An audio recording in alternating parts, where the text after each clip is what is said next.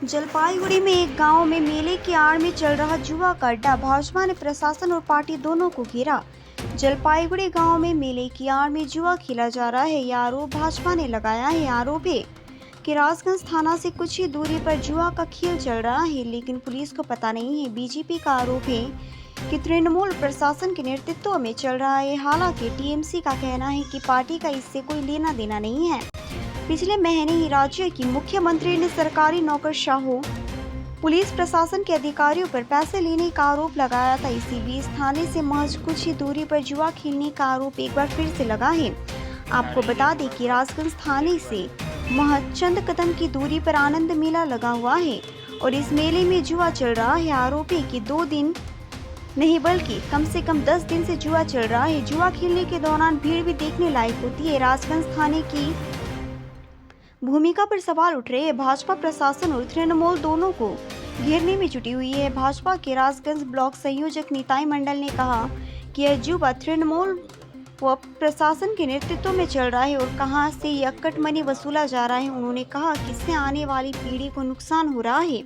तृणमूल के राजगंज ब्लॉक अध्यक्ष अरविंद बैनर्जी ने फोन पर कहा कि इसका तृणमूल से कोई लेना देना नहीं है।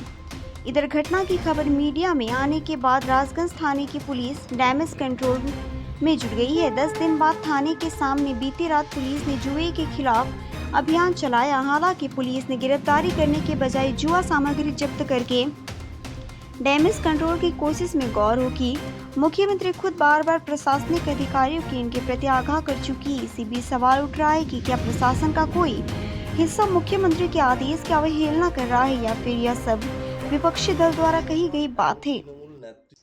রাজগঞ্জে জুয়ার ঠেক চলছে, এটা শুধু রাজগঞ্জে না, আমাদের আশপাশে যেখানেই মেলা হয়, কোনো বাজার হয়, দেখবেন সেখানে জুয়া চলছে। সেটা প্রশাসন এবং তৃণমূল নেতৃত্বদের দ্বারাই পরিচালিত হচ্ছে। এই তৃণমূল আসার পরে সমাজকে কুলুষিত করবার জন্য যে কোনো জায়গায় এই কাটমানি আর তোলাবাজি হচ্ছে এদের মেন ব্যবসা।